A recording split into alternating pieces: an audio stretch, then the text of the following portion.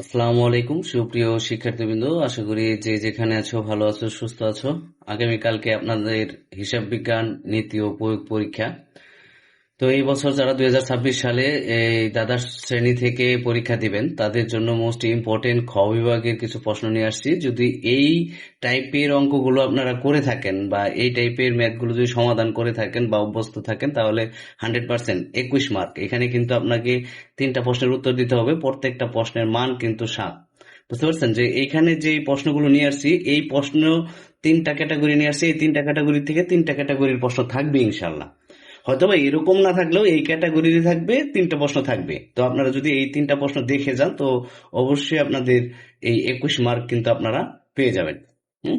তো সুপ্রিয় শিক্ষার্থীবৃন্দু, যে প্রথম যেটা নিয়ে আসছি মজুরি ও বেতন থেকে, মজুরি ও বেতন থেকে যে প্রশ্নগুলো নিয়ে আসছি এগুলোর আমি সমাধান দিয়ে দিছি। তো আপনারা এখানে সমাধানগুলো দেখতে পারবেন, খুব সুন্দর। এখান থেকে মাস্ট বি একটা অঙ্ক আসবে এবং যেগুলো আসার সম্ভাবনা বেশি সেগুলো কিন্তু আমি এখানে দিয়ে দিয়েছি। এগুলো একটু দেখবেন, এগুলো দেখে গেলে আপনাদের 100% কমন পড়বে। এখানে কিন্তু সুন্দর করে প্রশ্ন এবং প্রশ্নের উত্তর দিয়ে দিছি এবং এটার কিন্তু পিডিএফ ফাইলও আমি দিয়ে দিব। হ্যাঁ, পিডিএফ ফাইল দিয়ে দিব। তো আপনারা পুরোপুরি ভিডিওটা ভালো করে যদি দেখেন, না টেনে, পুরো ভিডিওটা না টেনে দেখবেন, 100% 21 মার্ক পাবেন। তো এখানে যেটা নিয়ে আসছে অংশীদারি, দেখেন অংশীদারি যে অঙ্কগুলো আছে এখানেও আমি সমাধান দেওয়ার চেষ্টা করেছি কিছু অঙ্ক। তো কিছু অঙ্কের সমাধান আমি এখানে করে দিয়েছি, তো কিভাবে করতে হবে সেগুলো আপনারা এখানে দেখে নেবেন। দিয়ে দিছি, সবগুলোই দিয়ে দিছি। আর কিছু আমি দিয়ে দিছি এগুলো হচ্ছে প্র্যাকটিস করার জন্য। আর কিছু কিন্তু আমি এখানে অ্যান্সার করে বা অঙ্কগুলো কিভাবে করতে হবে সেগুলো আমি দিয়ে দিছি, আপনারা অন্য নিয়মে করতে পারেন। তো এই অঙ্কগুলো কিন্তু আপনারা অবশ্যই অবশ্যই দেখে যাবেন, বুঝছেন। তো সুপ্রিয় শিক্ষার্থীবৃন্দ, বিগত সালে বা বিগত পরীক্ষাগুলোতে কিন্তু আমাদের 100% কমন পড়তেছে। তো আশা করি হিসাব বিজ্ঞান থেকেও 100% কমন পড়বে। তো আমরা যে 3টা অঙ্ক নিয়ে আসছি 21 মার্ক, দেখেন প্রাপ্ত হিসাব প্রথম অধ্যায়। এটা এই প্রথম অধ্যায় থেকে যেটা আসবে সেটা হচ্ছে জাবেদা। এই জাবেদা গুলো কিন্তু একদম ইজি।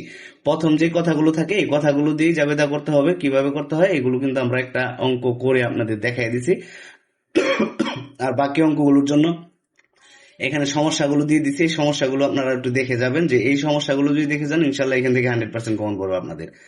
তো সুপ্রিয় শিক্ষার্থীবৃন্দ, আশা করি সকলেই বুঝতে পারছেন যে 21 মার্ক পাওয়ার জন্য খুব শর্ট সাজেশন, একদম শর্ট, মানে এর বাইরে আপনাকে করতে হবে না। এই অঙ্কগুলোর ভিতর থেকেই আসবে এবং কি এই ক্যাটাগরির আসবে। আপনি এই ক্যাটাগরির অঙ্ক যদি করে যান, যেমন হিসাব বিজ্ঞানের যদি জাবেদা করে যান তাহলে আপনার হয়ে যাবে, আবার যদি আপনার অংশীদার করে যান তাহলে আপনার হয়ে যাবে, আবার যদি আপনি ব্যালেন্স শিট করে যান তাহলে আপনার হয়ে যাবে। তো সুপ্রিয় শিক্ষার্থীবৃন্দরা, আশা করি সবাই উপকৃত হবেন এবং সবাইকে আমি পিডিএফ ফাইল দিয়ে দিব। সবাই পিডিএফ ফাইল নিয়ে তারপরে পড়াশোনা করতে পারবেন। তো সবাই ভালো থাকেন, সুস্থ থাকেন। আসসালামু আলাইকুম।